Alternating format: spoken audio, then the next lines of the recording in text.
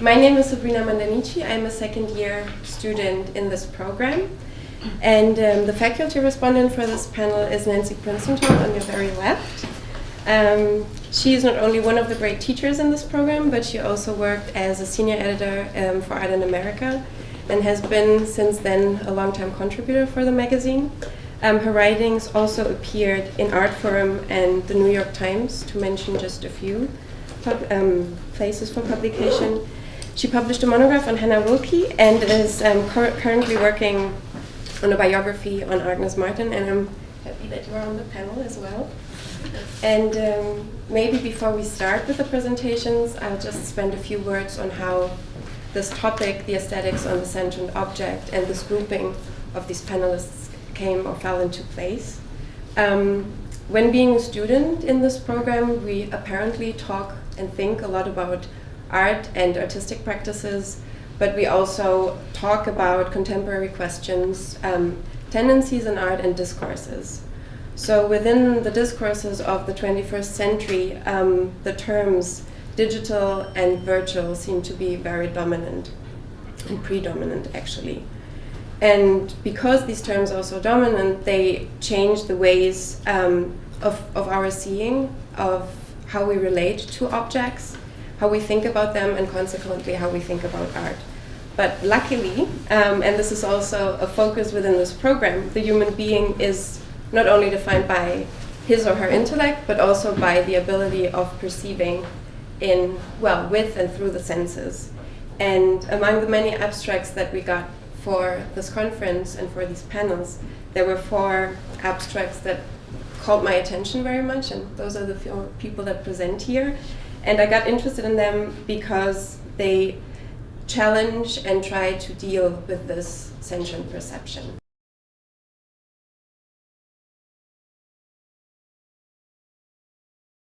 So my paper is titled "What Makes Paint Political?", which is a broad question, I know. So within the history of socially and politically engaged art, painting rarely comes into focus beyond the fleeting utopian avant-garde movements of the 20th century.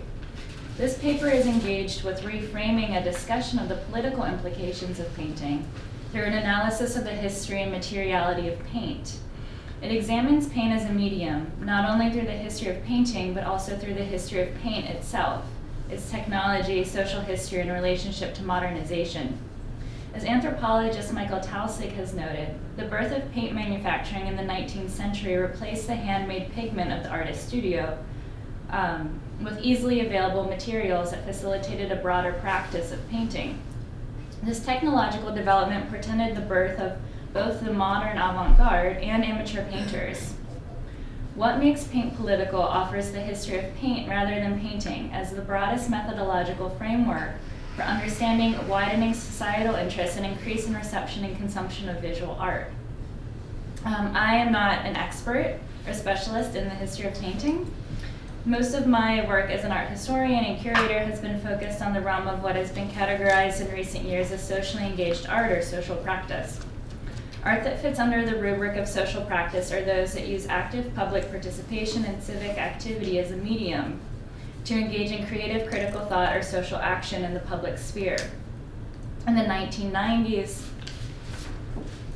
artist Suzanne Lacey defined these practices as new genre public art, while Grant Kester later labeled them dialogic art in his book Conversation Pieces, released in 2004. In addition to these shifting categories of terms, these works often lack a definite or concrete object or tangible outcome, with success often judged on the basis of personal or emotional qualifications, such as how participants felt or thought throughout the duration of a particular work, disregarding forms of standard criteria by which to assess them, either traditionally in the art historical sense through aesthetics, or through the criteria of social work or political action, the rhetoric of which this type of work often depends.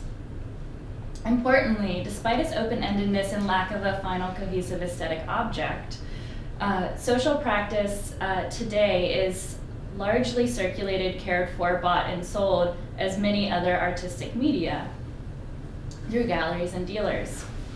In recent years, major institutions have caught on to this globally widespread phenomenon of social practice, developing exhibitions and making major acquisitions of work in this area. This is an exhibition last year at MoMA, Martha Rossler's garage sale, which probably most of you have seen. While social practice is treated in the same manner as more traditional art media in terms of both its commercial circulation and recent historicization, both through acquisition in major museum collections and art historical books dedicated to the subject matter, it departs greatly from more quote-unquote traditional media and its critical reception and the language used to evaluate success of different projects. Social practice, unlike painting, for example, lacks a long history or critical or theoretical literature, leading to aporias, blind spots, and confusion when it comes to analyzing and assessing these types of work on aesthetic and broader cultural levels. Thus, my engagement with painting originates from a somewhat oblique desire to better understand and cogently describe developments in an entirely other art genre, that is social practice. What can the history of painting and paint offer the current dearth of critical scholarship in this realm? What I have sketched out following is a narrative of current art historical scholarship and a provisional framework to more broadly connect art movements within a transdisciplinary and transmedium methodology that reflects on social history, industrialization, and public reception.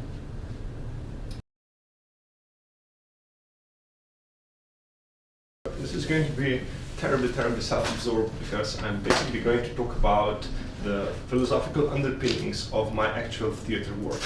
Now, this whole thing started with a simple and rather silly rhetorical question, which is, what would poetry owned to theater look like? So we know what poetry owned to a written medium or literature looks like, but what would look like poetry owned to theater? Now, why this was an interesting question for me is because both poetry and theater work on the basically at the limits of the language. So poetry and theater become interesting when we have this breaking point of language. And what's fundamental here is that there becomes apparent a difference between what can be formulated and what can be expressed. By formulated, I mean formulated in logos, if you will. But there are often times when you know that a conversation or whatever is not actually about what's being said, but there's something else being done. So there's this like a second level speech act being performed, but it's very hard to pin down in language. This is exactly because this is happening at the boundaries of language. And I'm very interested in this situation and wanted to explore it more. So what happens in the situation when you have, paradoxically, at the breaking point of language is that there becomes an excess of meaning. And what this entails is that there comes to a break in linearity, in fixture, and in closure of what's being said. So, and this is, for instance, something I'm struggling constantly at, but it took me a while to actually grasp what's the problem, because when you think about something, a lot of your thoughts, you have a lot of thoughts which are being thought simultaneously, but if you want to write them down, you have to force them into a linear structure. And every time you do that, some of the meaning gets lost. And this is a wide problem, which is not just limited to writing essays or something like academic, but something that's happening all the time. And also then, because of linearity, you have this very well-defined beginning and end and stuff like that, and there's expectancy of, okay, this is being a closed-off unit, especially like in medium like print, where you have this finality being underlined even by the material properties of the artwork itself. So, what I want to explore is how can we transcend these limitations and still convey and produce meaning as such. Now, the concept I'm going to use here is lossy reconstruction. Now, I'm borrowing the term lossy from computer science, where it's used in conjunction with compression. So we have loss of compression, for instance, like JPEGs or most of the movies on the internet, where you have compression which is done to the extent that some of the information is lost, but the majority is retained. The most important bits of information are retained, so we can still see the picture, but maybe there's some visual artifacts like pixelation or whatever. So, and I think this is the compression as such is very good theoretical help in thinking about, okay, so what's going on here? Because you have to lose some of the information and then reassemble. This is exactly what's happening here. So we have this excess of meaning which we know we can't access in its entirety. So it's always an operation of reconstruction, and we're reconstructing, and then we're actually building new meaning from that. So what happens is all the essential differences get tossed aside, and the important differences state. So what happens is, if you sort of mention this topological space of meaning, some concepts get drawn closer together, which have like inessential differences, while those that have essential differences get pushed more further aside. So you have this clear separation of your concept space. And this can be very valuable because it then shows something, shows some stuff that's more important, becomes more well defined. Now, the problem here is obviously this is not an objective operation, if you will, it's always subjective. So this is caused by interpretive insertion. So this is like standard terminology from Bartes or whatever. So what I'm just here doing is reinterpreting this in terms of this mechanism of glossy reconstruction. So one thing is that interpretive insertion, what actually does is constitutes the perspective. So it decides what's important and what's not. So how the whole meaning gets rebuilt. Now, what's interesting is with interpretive insertion is that it fundamentally changed this dynamic of where meaning gets produced. So the meaning is not produced in the artwork itself, but sort of in between the artwork and me as the viewer or whatever. But I want to move this further and say that even I want to define where in the viewer. So this is why poetry is interesting, because a lot of it is not being done in the mind as such, but also poetry is always in a way read with the body. If you think of like things, rhythm, rhyme, repetition, all those things, what they do is they basically make reading poetry a very a thing of the whole body. So it's also why the poetry is very robust in terms of how it conveys meanings. Also, I think why it was the first like written, the first literal form that became about, because it's robust to transferring meaning. If you imagine the time before writing technology, you always had this problem of losing meaning and how you can convey information across different people. And if you have redundancy mechanisms such as rhythm and rhyme, it's much easier to be sure that the right meaning gets transferred across. So poetry is very robust, and this is being done because it's not just of the mind, but it's also of the body. Like Sabrina mentioned, I recently graduated from the MFA computer art program just across the street, for which Trilly also teaches, and I've just written back then. And today my presentation will be on what inspired my thesis animation. During this process, I explored intuition as a valid decision-making technique by examining Jung's collective unconscious theory, Australian Aboriginal dreamtime beliefs in art, and the relationship between me and my father. So I've always been interested in the subconscious and dreaming. I'm a very adamant sleeper. I think I excel in this particular activity. But it wasn't until a few years ago that I became aware of the dream world as a connecting agent for making decisions in the conscious world. And a few years ago, I'm not exactly sure how I was turned on to Jung, but I started reading Jungian psychology and got really turned on to the idea of synchronicity. But especially, I latched on to his theory about the collective unconscious, which states that within each person exists not only a personal reservoir of unique individual experiences, but also a collective universal system of inherited cognitive remnants identical in all individuals. And this idea really resonated with me, or it was amusing for me to think of these layers and layers and layers of information just stacked up on top of each other, stored in some timeless, invisible space somewhere. So I really liked the idea of visualizing that theory. And it was also interesting because it seemed very relevant to our time, not necessarily unconsciously, but I think that we are all very connected as a collective consciousness, what with the rise of social networking and just internet in general. Accessing information is different than it has been forever. It's so accessible, and almost there's no limitations at all. The ideas of 6 degrees of separation, and just this idea of all of us being individual little things connected by these invisible strings to form this one superhuman consciousness. It's huge. It's intriguing.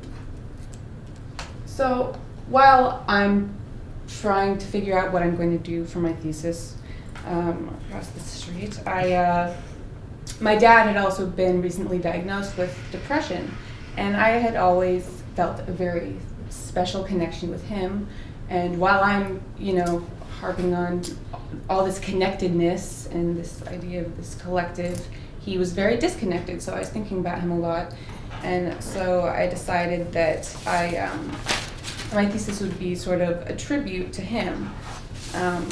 So perhaps that he could somehow find something about himself and myself that he could latch onto and find a purpose again.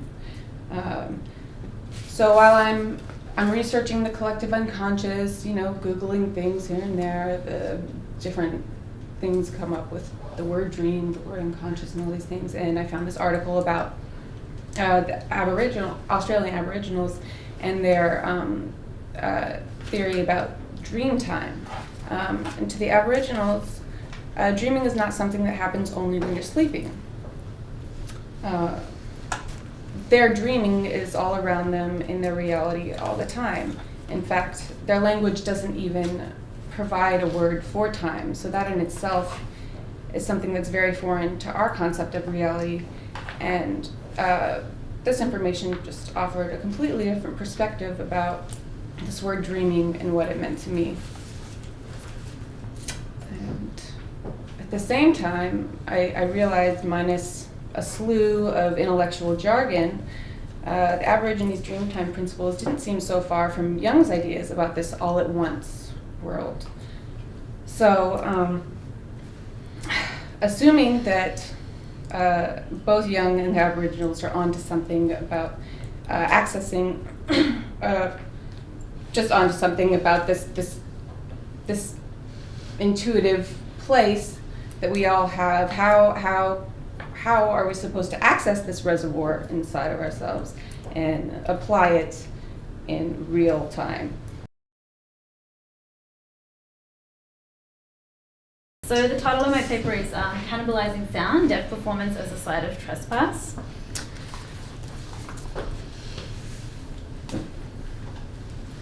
Deaf artists Aaron Williamson and Christine Sun Kim use their voices violently, subversively, and radically as a guerrilla tactic to reclaim or take ownership over sound in order to cannibalize it. Williamson and Sun Kim write the body through the eruption of speaking, murmuring, sound distortion, noise, polyvocality, silence, and especially screams within media-based performances, or at least the performances that we're going to look at in my presentation today. Williamson uses voice recognition software to generate a text that becomes the focal point. And while Williamson cannot hear his own voice, the computer is the interpreter for his screaming and moaning sounds. Sun Kim uses her voice to generate sounds as the basis for drawings that are created from the ink and powder-drenched quills, nails, and cogs that dance across boards to the vibrations from subwoofers and speakers beneath. So my paper will demonstrate that Sun Kim and Williamson's oral violence, or sound trespass, offers a transformative yet uncomfortable politicized space where the other can resist their peripheral positions. Cantor Kocha Lindgren states, quote, "Deaf aesthetics seek to create new public space for the inclusion of different sensorial frames, rejecting the moral and medical model of disability and striving to shift mainstream cultural and experiential frames," end quote.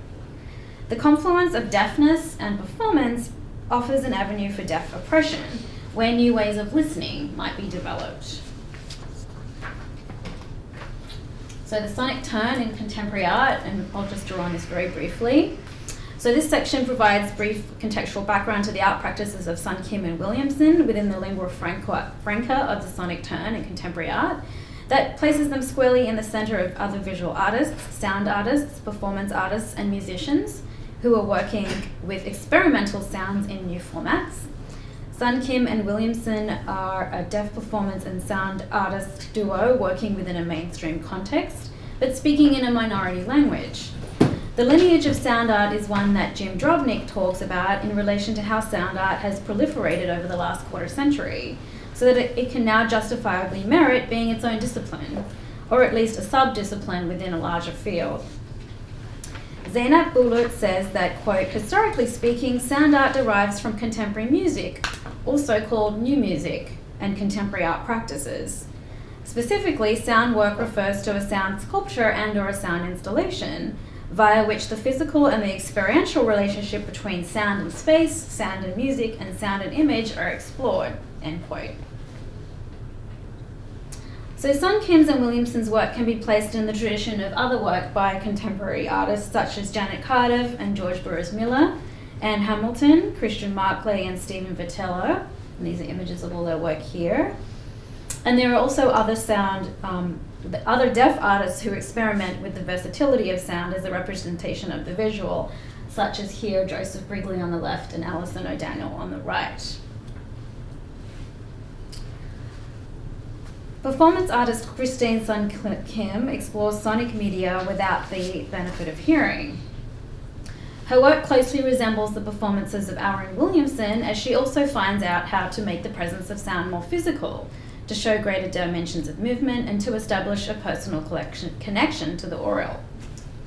Deaf from birth, Sun Kim turned to using sound as a medium during an artist residency in Berlin in 2008, and she's developed a practice of lo-fi experimentation that aims to reappropriate sound by translating it into movement and vision through performance. While growing up, Sun Kim perceived sound as a form of authority, and without realizing it, the artist was never at ease nor in complete control of sounds she made. She states that as a child, her parents would teach her sound etiquette. Quote, "They, her parents, would tell me, be quiet, don't burp, drag your feet, or make loud noise," end quote. She was still expected to abide by the conventional norms of sound. As she grew older, she acquired 2 languages, American Sign Language and English, and she became aware of her relationship with sound, at which time she began to use the question ownership and control over sound and how much value it carries in our society. Her reception of language is shaped by sign language interpreters, subtitles on television, which are limited, written conversations on paper and email. These modes have naturally led to a loss of content and a delay in communication, which greatly influences the way that she perceives reality and the experiences around her. She says, again, quote, "Despite the fact that I cannot access sound directly, I perceive ideas surrounding the concept of sound as intriguing, hierarchical, and authoritative. Society clearly privileges auditory communication over other forms. Hence, I have embraced sound as a medium in my work because it gives me the most direct connection to society at large," end quote. So thanks, first of all, to all of you who presented, and we are directly jumping into the Q&A, also because of time issues. What I think, or what was to me really interesting, even if all your papers and presentations are very diverse, is that all of you try to deal and engage with just familiarizing the language of the mediums you're actually dealing with. Like whether it is sound, as we heard, if it's the use of paint, if it's poetry combined with theater, or memory versus the collective unconscious. So I think I just start with my first question, and you're then happy to jump in and also interact with each other, and that is for Chelsea, actually. And you mentioned at the beginning that you were concerned by this easy elision between the 2 mediums, like painting and social practice. And that was the fact that brought you to the technology of painting and paint. And to me, this is actually really interesting, because my first thought would be that when examining this kind of political aspect, that you would go to practices or paintings that deal with social issues, like murales, for instance, as Siqueiros did it, or Rivera. And I would be just interested, how do you actually started to focus on the materiality of paint? Like when and how did that happen? Right. That's a very interesting question. I think that for me, what was interesting in looking at practices themselves, rather than saying maybe the representation of political imagery in art, but rather looking at the process of what art making is, because I feel like what could connect contemporary painting and social practice is an active process rather than an act of the output or what the medium actually is. So I think that's kind of what encouraged me to look more deeply at what I guess what a sort of non-art historical linear history of paint and painting would look like. So looking less at subject matter, which is sort of the subject matter and form, which is the dominant way that art history is written about and understood, and looking more at process and who is actually making paintings and the circulation of painting within that context. So that's kind of what led me to actually looking at the history of the materiality of paint and who started using paint and when and for what purposes.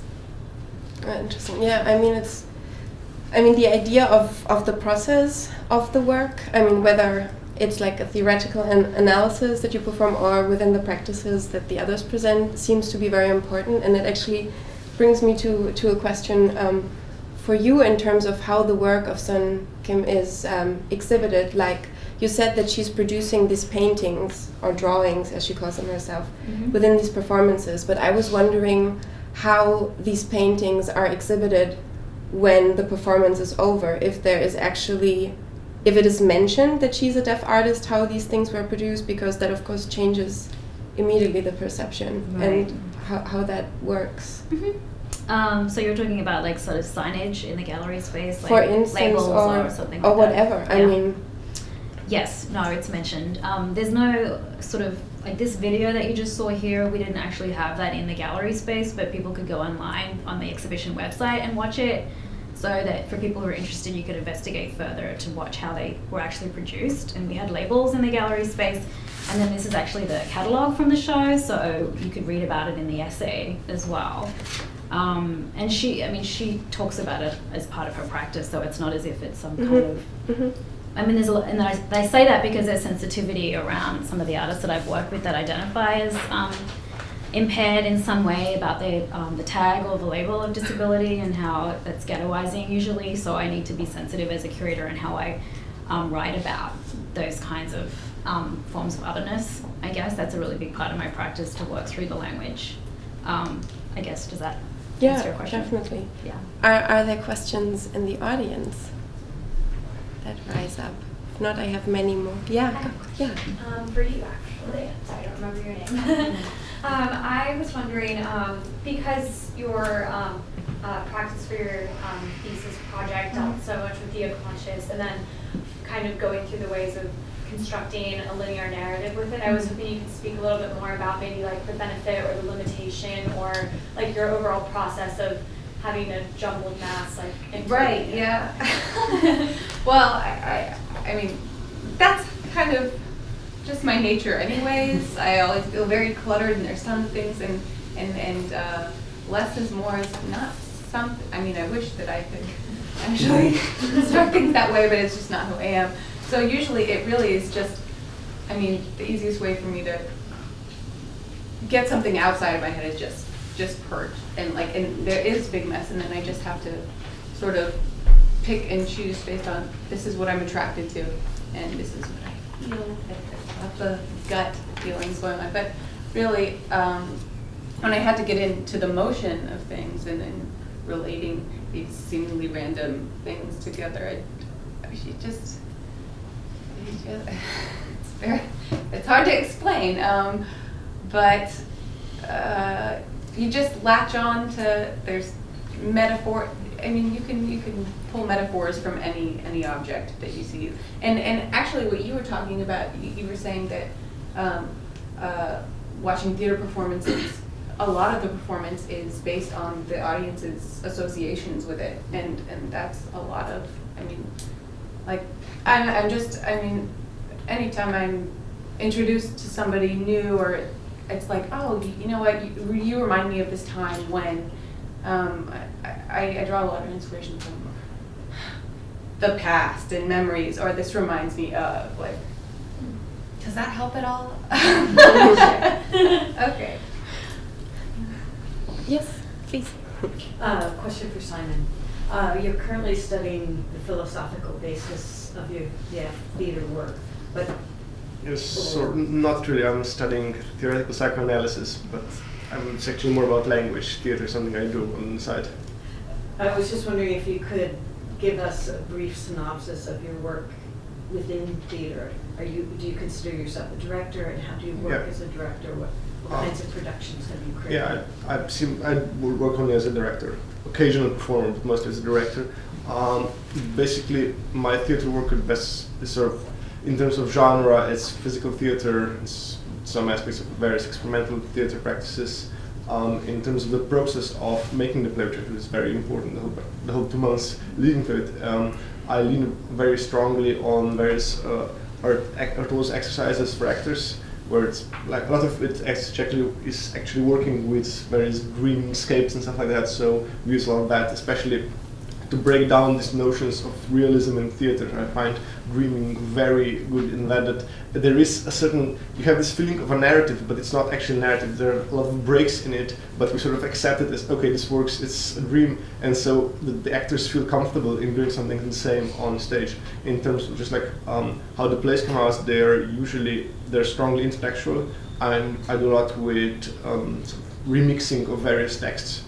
For instance, like one of my plays was Prometheus, but was also sort of intertwined with some fragments from Brothers Karamazov and stuff like that. So I find this very liberating. I don't feel I have the talent for actually writing, so this is the closest I can come to actually producing new text, because I still feel limited, but while it's written, I'm very fascinated at the same time, but also it never fits exactly into what I want to say, so I turn to remixing.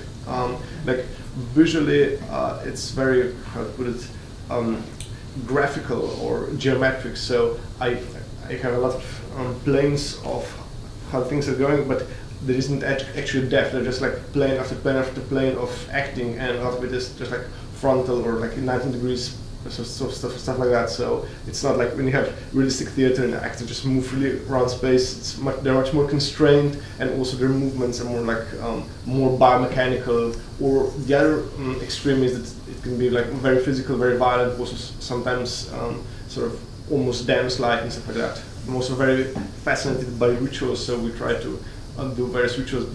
Again, not as like a mimetic practice of just, okay, we're going to stage a ritual, but actually being a ritual. And also I've spent a lot of time thinking what's actually a ritual for our time. So we don't just copy some blueprints from other times or other cultures, but what's our own rituals and how we can set this on stage and what effects it has and stuff like that. Yeah. I have a question for Amanda. I was curious, especially in Christine Sun Kim's practice, what was really important about the visual production. I think she touched on it a little bit in the video of her, but I'm curious why the paint, and then what's important about their actually, keeping the product even, or displaying the product of the performance. Mm-hmm. For her, you mean? For her, or how you've dealt with that in your own thinking about the work. Mm-hmm. I mean, it's interesting because like somebody like Stephen Vitello, do you remember seeing, it might be worth just actually going back to see his work, because they almost do the identical thing. And I'm working on a new project. There it is. That's Stephen Vitello, and they were actually just together in the soundings exhibit that somebody in the audience just mentioned at the moment. But of course he's not deaf, and so I'm going to try and embark on a project where I interview both of them and talk about what the nuances are between like recording sounds as a visual representation and the differences between them, if there are similarities or differences. But for her, it's like it's all about a big part of her practice. She actually started out as a painter, and realized that she wanted to be closer to sound in her practice, and rendering visual renditions of sound became a really important part of her work. So I don't know how else to answer that question, but yeah, I mean, this is just a side note because it's something that's really interesting to me to see what, and I actually know from reading about his work that he wasn't initially interested in recording sound. He was just making sound and then wanted to move somehow into this visual representation of sound. I actually have another question for you. Since the topic of language came up and you mentioned that well, that there is a problem actually in terms of language, how social practice is written about and talked about and consequently understood. And you mentioned this approach of critical scholarship. So especially since you are writing about art as well, and we do that in this program, I was wondering if you actually think that there is a difference between critical scholarship and critical thinking and critical writing about art, and what these differences would be, since you're doing a Ph.D. and right. So you mean a difference between art historical writing and what? And I mean, there's always this discussion going on. I mean, of course, also in this program, in how far art criticism is or is not art history, and in how far an academic writing is different from a critical writing in other places that is not academia. And well, if social practice needs one of those things more, or if it would need a combination of both, or what is your approach in there actually? Right. Well, I guess my feeling is that I'm studying as an art historian, and I also write art criticism, and I think for me the difference in the types of languages that I use or the types of sources that I pull on has to do very much with the readership. So if I'm writing a text for an art magazine, I'm going to use a different language and pull on different sources than I would art historically, which would maybe be more theoretical, or look at a much broader historical landscape. In terms of social practice, I think that there's definitely a lack of critical literature in the area. There's a lot of writing about social practice right now. In the art field and other fields, because there is something very exciting that's going on, that there's this new movement that's not really tethered to art historical notions that could potentially alienate people. At the same time, there's a lot of confusion about what social practice actually is, or what its efficacy is, or what it actually means in the world. And a lot of the historical or art historical writing on social practice is very positive, and it's there's nothing that really ties it to anything else, with a couple of sort of key examples. So I think that it's definitely there's definitely a big gap right now in the art historical literature, the critical literature on social practice. I'm not so concerned about sort of art writing or art criticism as much, though. Yeah, interesting. Wow. I mean, I think it's also up, like, since performance art and the socially engaged art is it's getting even bigger in New York still, so probably the next years will show, and we'll see if that changes or not. Right. I think now it's sort of at a point where social practice is equated with democracy and inclusion, and that's sort of a uniformly positive thing. And I think what I would be interested in doing would be kind of questioning both premises and seeing, what are the assumptions that lie behind that. Yeah.